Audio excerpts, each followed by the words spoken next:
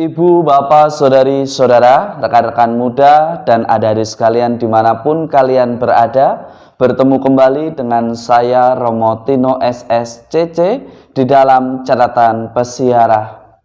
Di dalam persiaran kehidupan kita, Anda dan saya serta kita semua dipanggil untuk hidup di dalam kesucian. Namun seringkali kita hanya pada bagian awal, tetapi kita lupa untuk merawatnya. Beranikah kita sebagai orang beriman senantiasa merawat jawaban ya atas panggilan Tuhan, atas tanggapan sabda Allah di dalam setiap langkah hidup kita di dalam persiaran dunia? Sebelum kita mendengarkan permenungan dari catatan pesiarah, marilah kita membuat tanda kemenangan Kristus. Dalam nama Bapa dan Putera dan Roh Kudus. Amin. Tuhan Yesus Kristus, Engkau berkenan menjadikan diri kami sebagai bait kudus-Mu, tempat Engkau berdiri dan bersemayam. Bantulah kami untuk terus-menerus menyucikan diri, agar semakin pantas menjadi kediaman-Mu di dalam persiaran hidup kami, sehingga kehadiran kami tidak hanya menjadi berkat, tetapi juga menjadi tanda kasih nyata kepada umat-Mu atas cinta-Mu yang sungguh istimewa yang telah Engkau berikan kepada kami umat-Mu. Demi Kristus Tuhan dan pengantara kami. Amin.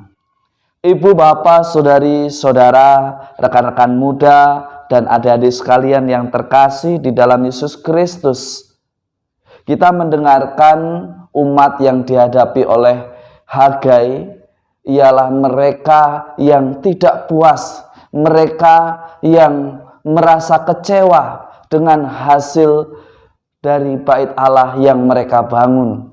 Tetapi hari ini di dalam nubuat Hagai mengajak bangsa pilihan untuk kembali membangun. Seringkali ketika kita menanggapi panggilan atau sabda kasih Allah yang sungguh istimewa, kita hanya bersemangat di bagian awal saja.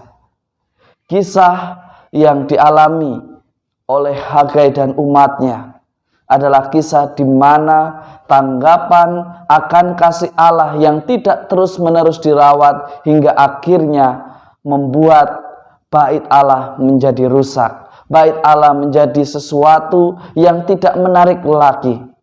Tetapi jangan lupa bahwa Allah akan tetap setia pada janjinya. Maka seringkali kita juga demikian. Kita merasa dipanggil dan bersemangat di bagian awal saja, tetapi pada prosesnya seringkali kita bertindak tidak seturut dengan kehendak Allah sebagaimana bangsa pilihan. Rumah dibangun dengan megah, tetapi perlu disapu, perlu dicat ulang, perlu diperbaiki agar kegagahannya, kekuatannya tetap terjaga. Demikian pula di dalam menjadikan diri Anda, diri saya, serta diri kita semua sebagai bait Allah, perlu yang namanya proses penyucian dari hari ke hari. Jika kita melakukan kesalahan, bertobat kembali dan berbaliklah ke jalan yang dikehendaki Tuhan. Kita juga bisa belajar dari peristiwa pandemi COVID-19. Ketika dikatakan bahwa daerah Anda, saya, atau kita semua zona hijau, lalu kita mulai lupa untuk tetap setia dan taat pada protokol kesehatan yang sudah diberikan kepada kita semua. Seringkali kebahagiaan membuat kita lupa untuk tetap disiplin. Seringkali rasa kebebasan yang kita dapatkan, kita lupa untuk tetap taat agar semuanya tetap selamat. Hari ini dari pengalaman dalam nubuat Hagai terhadap bangsa pilihan, Anda dan saya serta kita semua disadarkan bahwa tanggapan akan panggilan Allah itu perlu dijaga, perlu dirawat, dan perlu untuk dikembangkan agar iman kita semakin kuat, semakin tangguh di dalam bersaksi, di dalam bertindak dan menghadapi persiaran hidup kita sehari-hari. Maka diperlukan yang namanya kedalaman rohani di dalam membangun relasi Anda, saya, kita semua dengan yang Maha Kuasa. Relasi dengan Tuhan itu perlu dibangun di dalam hidup kita. Kita bisa membangun dengan tetap setia di dalam doa. Kita bisa membangun dengan berlaku sebagaimana orang beriman yang senantiasa bertindak bijaksana, tidak ceroboh, yang tidak mudah menyalahkan orang lain, yang tidak mudah menuduh saudara-saudari kita sebagai orang yang berdosa, sebagai orang yang tidak berkenan. Kasih Allah itu maha rahim, kasih Allah itu maha pengampun, kasih Allah itu senantiasa membimbing dari jalan yang tidak baik menuju kebaikan yang Allah kehendaki. Di dalam Injil Lukas dihadirkan percakapan Yesus dengan muridnya Petrus yang menanyakan, siapakah aku ini bagimu? Kalau Yesus saat ini bertanya kepada Anda, saya, serta kita semua, siapakah Yesus bagimu, bagiku, dan bagi kita?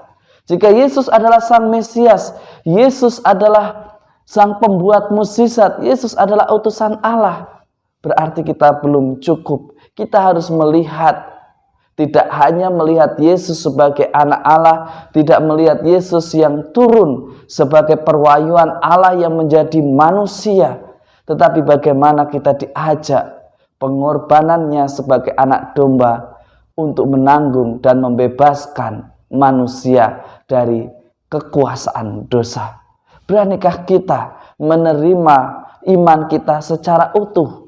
Bukan hanya saat senang saja, bukan hanya saat kita diberikan mukjizat di dalam persiaran hidup kita, lalu kita memuji Tuhan. Tetapi mari kita belajar untuk memuji Tuhan, baik di dalam suka, duka, derita, maupun bahagia. Tuhan tetap setia pada janjinya. Pertanyaannya, apakah Anda dan saya serta kita semua tetap setia pada Allah Sang kehidupan? Semoga berkat Tuhan senantiasa melindungi dan memberkati kita semua, dalam nama Bapa dan Putera dan Roh Kudus. Amin.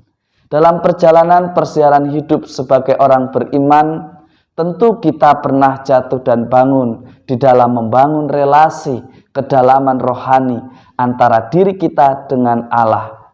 Tetapi tidak lantas membuat kita putus asa. Mari kita tetap semangat, tetap berjuang, tetap taat dan disiplin, agar kita sungguh menjadi bait Allah yang menjadi tempat untuk menjadi tanda kasih secara nyata di dalam tindakan, perbuatan, dan pekerjaan kita sehari-hari.